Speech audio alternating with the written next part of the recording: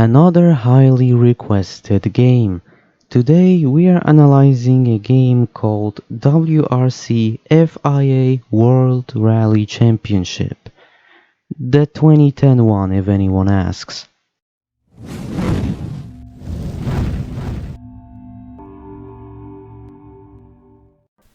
Hi everyone, as always Patrick here. If you're already subscribed, make sure you turn on notifications, otherwise YouTube won't tell you if I posted anything. If you are new to the channel, make sure you watch until the very end and consider subscribing if you like it. Okay, WRC FIA World Rally Championship.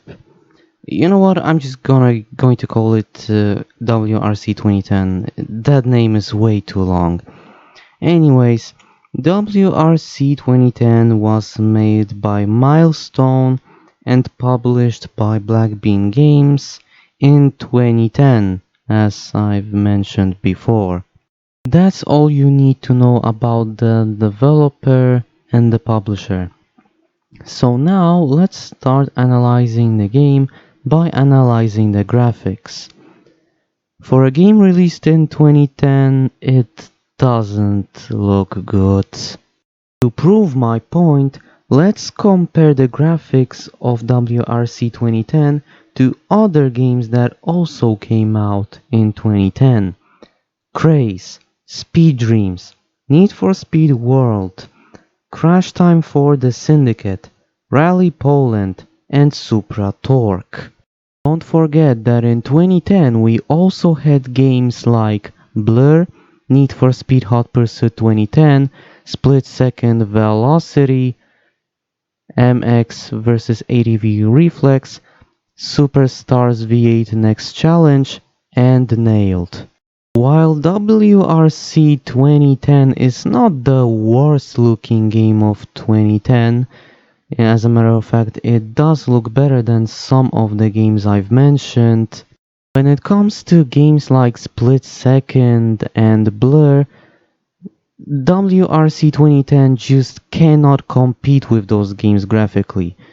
To make this even more insulting, Superstars V8 Next Challenge is a game that was also made by Milestone and developed and published by Black Bean Games, and yet Superstars V8 Next Challenge is a much better looking game than WRC 2010. How is that possible? I have no idea. But what makes WRC 2010 look way worse than most other games released in 2010? Let's have a look. First of all, I need to say that graphically it does some things right. For example, the game does have nice particle effects, it has nice dynamic shadows, and it also has high resolution textures, so it's all good.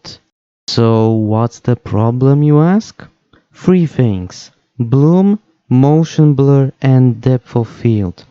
Those three things make the game look way worse than it should. In some places, those options make the game incredibly ugly and incredibly dated at times. That is not good. That is not acceptable. Speaking of dated and ugly, at times you can see your drivers and their animations.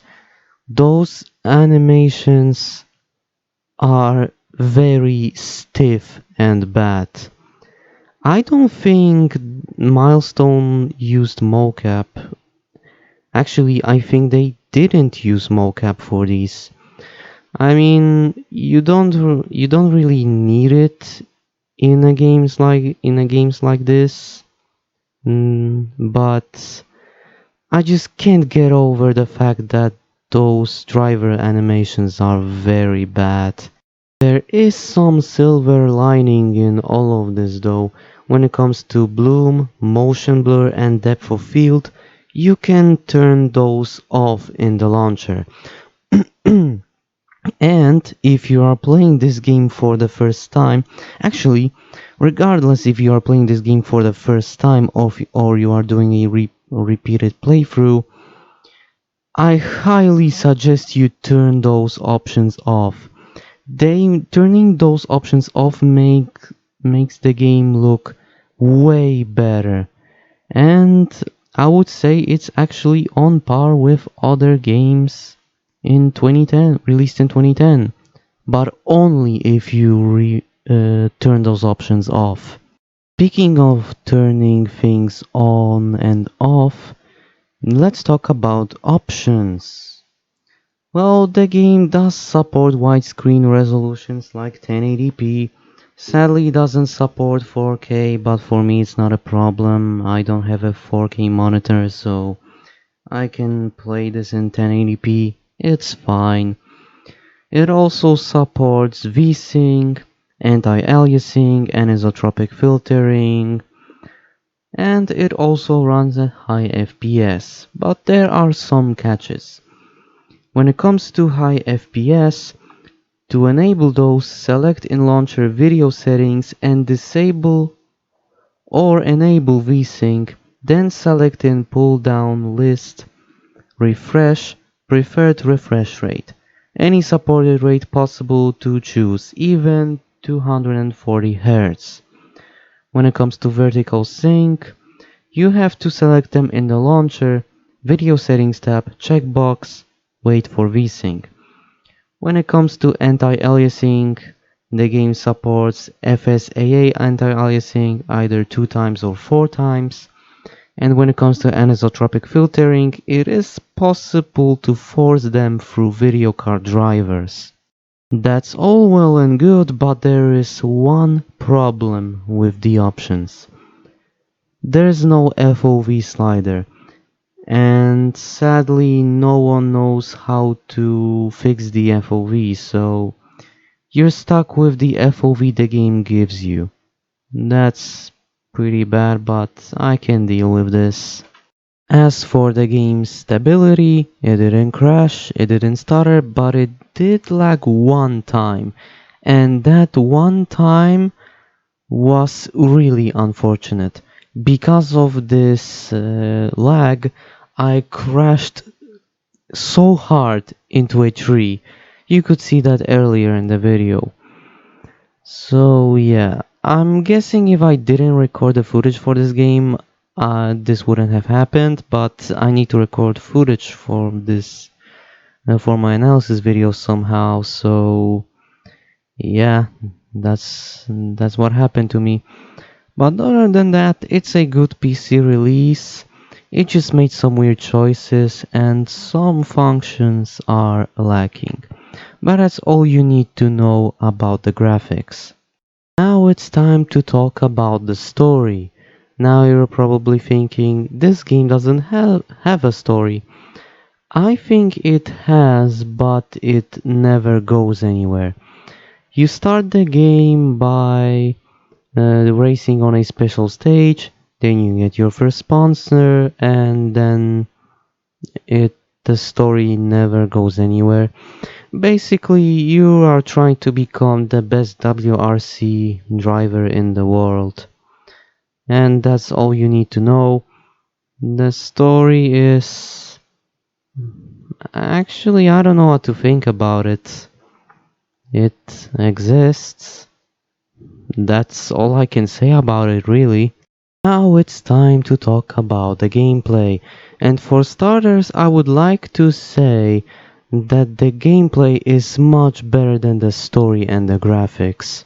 Short description of the gameplay. Have you ever played those old school Colin McRae rally games? Then you already know what to expect from this game. Okay, now it's time to talk about the long description of the gameplay. The gameplay is something that you would expect from a game titled WRC, but that's not a bad thing. It feels fast, you are racing on rally roads, and you also get that WRC feeling when playing this game. The handling is good and natural. When you turn, the car slides, but the cars are also controllable, so there's no problem when it comes to handling. The brakes are decent, I guess, but I highly suggest braking a lot earlier. Like, I don't know, maybe 3 seconds until you reach the next turn. Something like that. Usually I don't like using the handbrake in racing games, but in this game the handbrake has a purpose.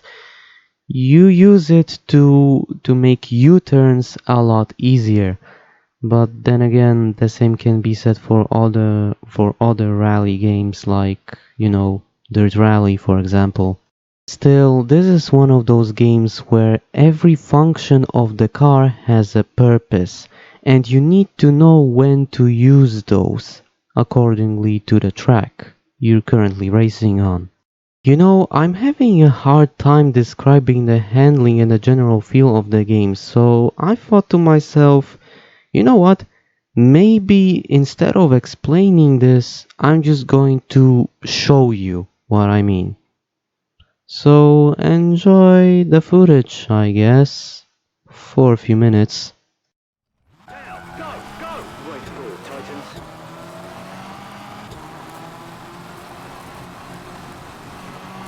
Left forward.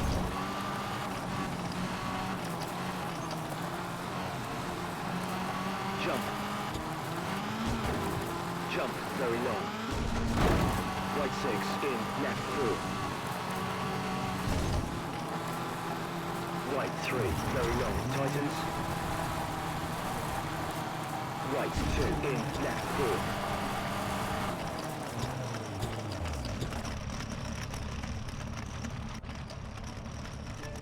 That is all I need to show you when it comes to the gameplay. What can I say here? It feels good. What about the cars and the tracks? Well, I wasn't able to test all the cars, but I am still going to talk about them anyway. The cars are varied, they are designed for rally racing. As I've mentioned before, they control very well, and that's the most basic. I don't even know how to call it. The most basic. Those are the most basic things when it comes to the cars. But there is one thing I need to mention.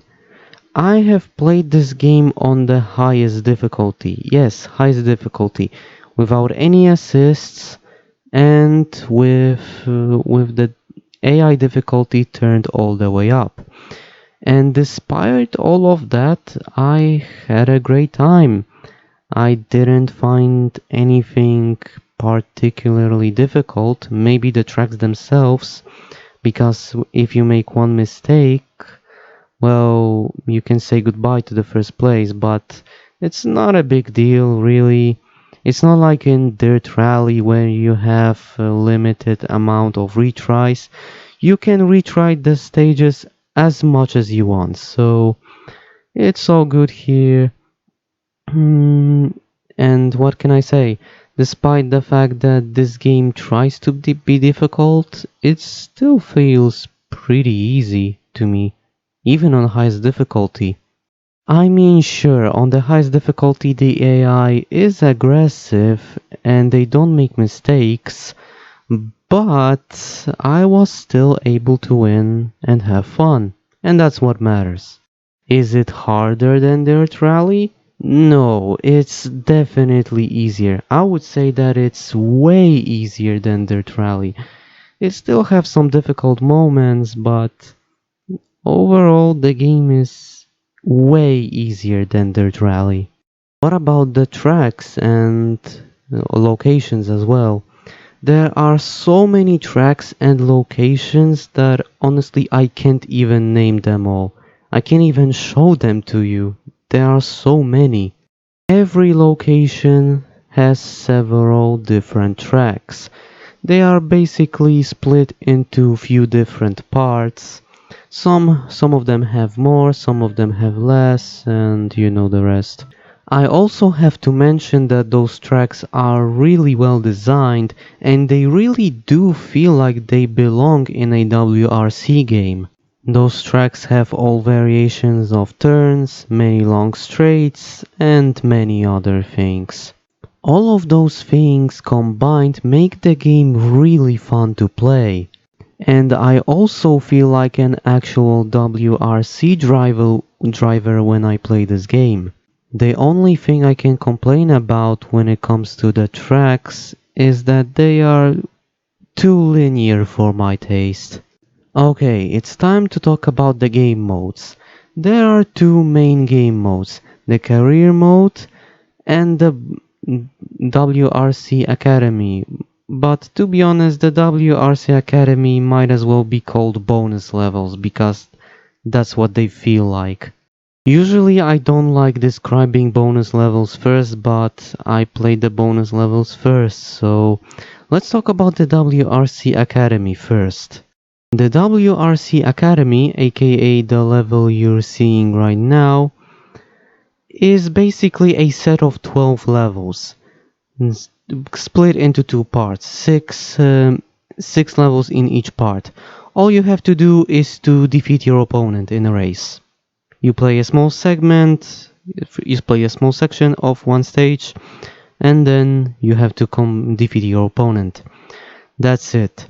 Of course, you have the perfect line and the arrows they are basically telling you what the opponent is gonna do. That's it. They feel fine for bonus levels. It was clear that Milestone wanted you to play those levels later, but there is a bit of a misconception. Milestone didn't tell you which which mode you should play first, and when you name something Racing Academy, or in this case WRC Academy, normally I'm going to assume that this is some sort of tutorial. I mean, it kind of acts like one, but it's not really a tutorial, it's just a bonus level. So yeah, for bonus levels it's fine, but I definitely suggest that you play them after you complete the main career mode. And speaking of the career mode, this is where things get good. As I've mentioned before in the story segment, you are playing a special stage, then you are picked up by a sponsor, and then you just race to be the best. That's the best way I can describe the story, and it also translates to the gameplay. I mean, what more can I say about it? You're on one location, you have several stages there, you complete them, and then you move on to another location, you have more stages there, and so on and so forth. You can also customize certain things, like for example, you can customize your vehicle, you can change your squad members, you can upgrade them. Basically, things you have already seen in other games. Again, this is one of those modes that where I simply don't know how to explain them to you. So I thought the best thing to do is to show them to you. So let me show them to you.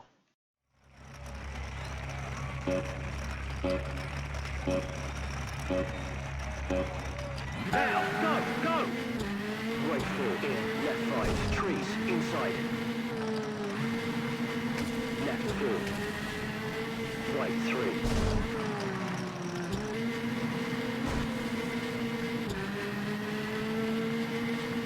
On crest. Right 5 in, right 4.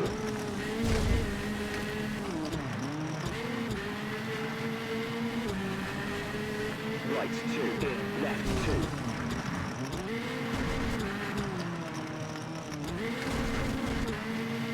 Left 2 in, right 5. Left 4 in, right 3. Bottleneck. Right 4 in, left 6. On crest. Right 3. We're going to finish the race this early. Jump.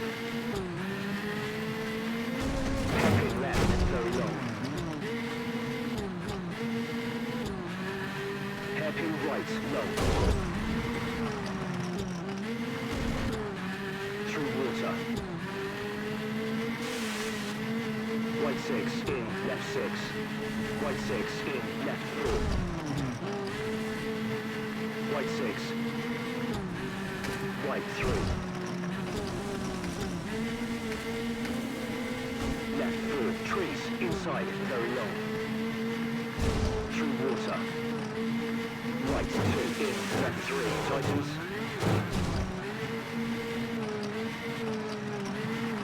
Right 3 on tarmac. Radiator is damaged.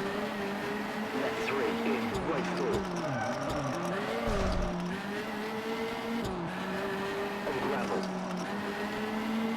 Left 6 in, right 3, low.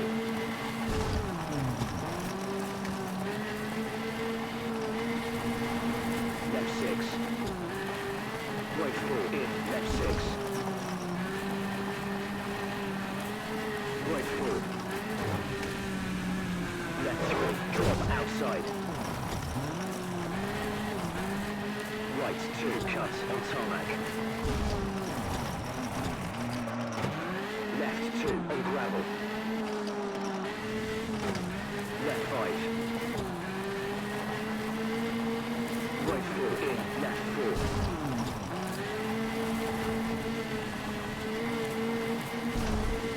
Bottleneck. Right 4, bump. Left 2 on tarmac. Right 3 in, left 3. Right 2 in, left 4 on dirt.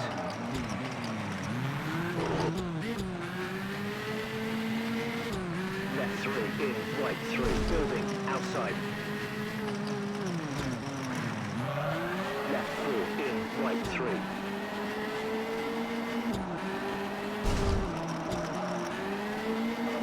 Left 6.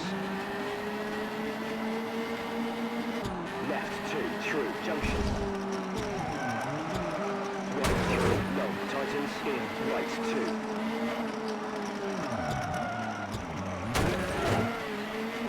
Left chicane. Jump in, hairpin left.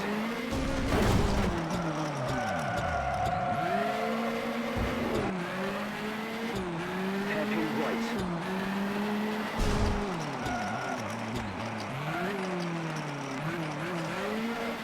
Hairpin left.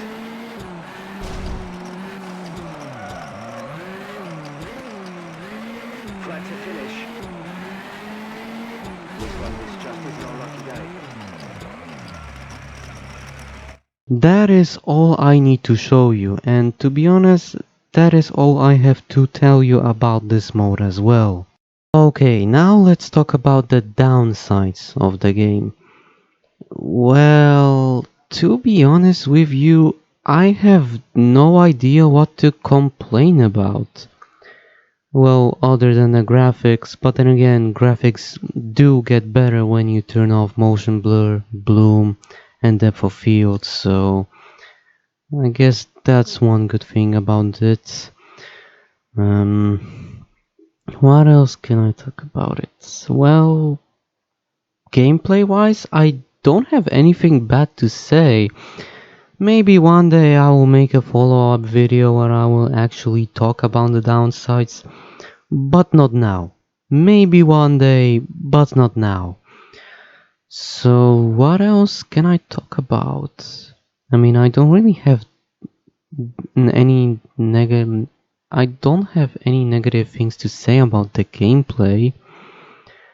Maybe about something else. Okay, fine. The game is an abandonware. You can't buy it on any digital stores. So I hope you know a good place you can get where you can get a retail copy, because like I've said, you cannot buy this on any digital stores. That's a shame really, because I did find the game fun. Man, also, why does every fun game need to be an abandonware? I'm telling you, man. In conclusion, WRC 2010 is a very fun game. Actually, you know what? I have a better conclusion. If you want to play a game that feels like Dirt Rally or the old school Colin McRae rally games, but you don't want the game to be incredibly difficult, play WRC 2010. I can guarantee you that it will be worth it. But that pretty much sums up everything I wanted to say in this analysis video. Thank you for watching, and I'll see you next time. Just be